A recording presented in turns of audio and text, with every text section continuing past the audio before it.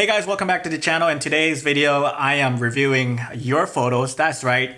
One of you lucky son of a bitch is getting critiqued by me. I don't know who made me the authority of critiquing photos, but here I am critiquing your photos. And in today's video, we have Christian. After we're done analyzing and critiquing Christian's photo, hopefully you take something out of this video from my analysis that will help you take better photos. Amazing. All right, here we go. So we're gonna start with this photo right here. I think it's a dope shot that Christian did. A very wide angle shot right here. It's ISO 80, 18 millimeters, f2.8, and 1/32. Let me see what you got here, Christian.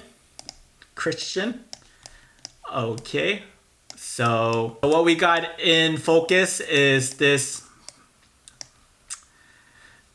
pile of wood right here.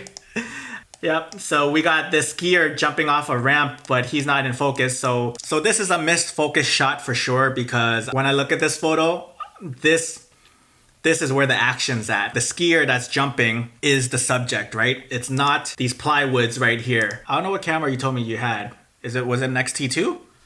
I know with the XT2 you can change the focus points, right? You could have had this at like area tracking and then had have a big box with small little boxes in between, and then let Fujifilm's autofocusing do the work. And they're pretty good at tracking like movements. I would prefer the chalet to be a little bit brighter, so I'm gonna boost the shadows a little bit right here. Let me see what it looks like before and after. Yeah. This just looks a little bit better to me. And for future references, right, whenever you do action shots, make sure you nail the subject to be in focus, because right now he's not in focus, okay? So that's the one takeaway from this photo that you have right here. But other than that, if you nailed the focus, it would have been a dope shot. You didn't nail the focus, but I still think it's a dope shot, but I just wish that you did nail focus. So we're moving on. A shot of this dude dunking. Again, I'm a portrait photographer, so whenever I look for photos, right, I'm usually looking for like if the eye's in focus. Sometimes my shots that I take, some of the eyes is just like almost in focus, but it's really not. And I really hate sometimes when I don't nail focus on the eye and it just gets like the eyelash or the eyelids or something like that. But I still post it anyways. I still share it anyways, because I really like the shot. I probably like the pose that the model was doing or something like that. What we're going to do is check the eyes. Let's go in. Okay, 100%. We're gonna go into 200%. So it looks like you got the face in focus. I like that. I like this shot. It's very dynamic. I like what you had here, but I can see something that's already distracting. This little thing right here, I don't know what the hell that is, but we're gonna get rid of it.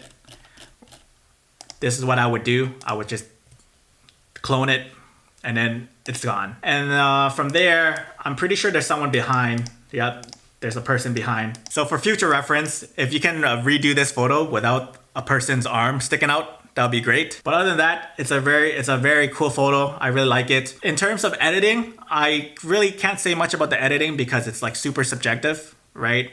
If this is what you were going for, that's great. But what I do notice is that the shot is on the magenta tint and it's too magenta. So what I'm going to do is I'm just going to bring the tint back the other way, bring some green back just to balance it out, because I like a more natural looking shot.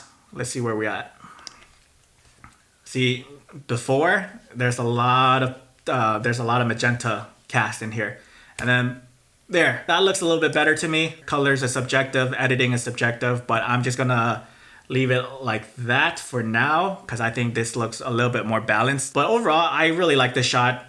It's a very fun shot. I just wish there's not an arm here. You can totally see this dude with a hand brace right here. Oh man. Otherwise, it would have been a sick photo. So Christian, as a rule, try to avoid distractions in your shots. So we got a picture of a horse, and so you can see on the histogram right here that it's almost clipping. Maybe it is clipped. Let me check.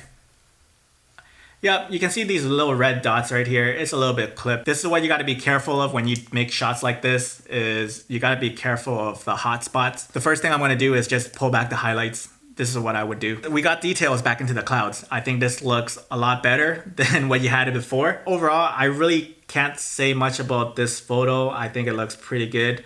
Maybe colors, maybe color wise, you can like, you know, make it look,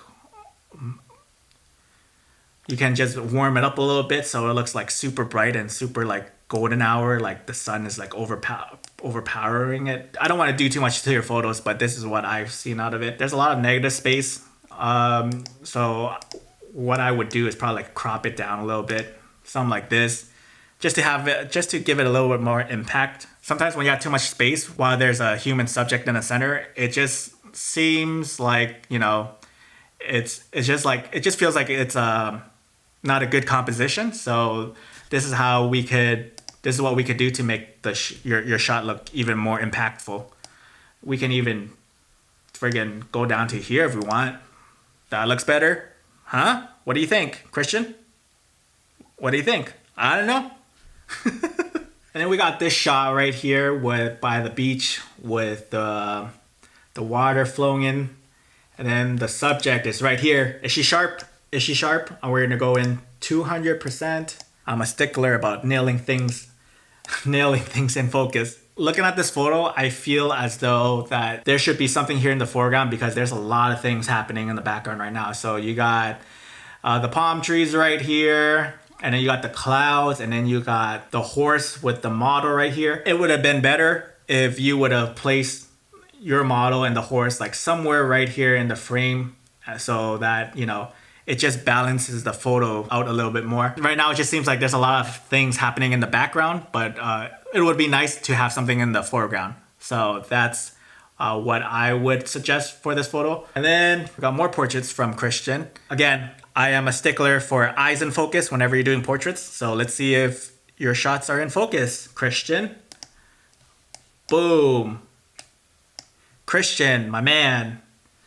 The eyes are a little soft, my man, but I'm gonna let it slide. You know what would have been dope is if you did something like this. Just crop it out. Cut the nose in half. Let me see what else you got. So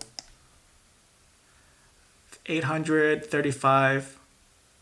So it looks like you got the hair in focus, but not the eyes. So I would be careful of this. So one tip that I would suggest for you is to use single point autofocus. If you're not, whenever you shoot a portrait and it involves one person, always aim for the eye, the closest one to you. Okay, so that we won't have this problem. Single point autofocusing, and then just aim at the eyes, and then just boom, go in, and then just take the shot. Nothing bad to say about this photo. Maybe dial back the highlights a little bit because I feel like there's just too much highlights going on her cheeks, so we can just go back a little bit more. It's just something like that. But yeah, get the eyes in focus, Christian. We're gonna keep moving. ISO 156 millimeters. Okay, at f1.4. Okay. 1/800. Okay. So Christian, you already know the vibes. We're gonna have to go in and then check the eye. Check your face, see if it's... You add some sort of diffusion thing to this. You soften up her face a lot. Okay, so what you did here was you nailed the focus on her shirt. So again, for portraits, what you want to get in focus is the face. If you're close enough, the eye must be in focus. If not, the face is fine. But here, you got her shirt in focus. And another thing I find distracting is these little highlight spots. And you know why I say that is because this is actually the brighter part of the area. And as a portrait, if you're shooting portraits, the face has to be the brightest part in the photo. There's no editing that could fix this because it's just, to me, it just looks super distracting, right? Let me see. I guess when you bring down the highlights a little bit, it looks a bit better. But yeah, this is too bright. This looks a little bit better. But so instead of having all these blotchy highlight areas, right? What I would rather you do is place the model someplace else where there's just a bunch of leaves or a bunch of I assume these are pine needles. cover that up.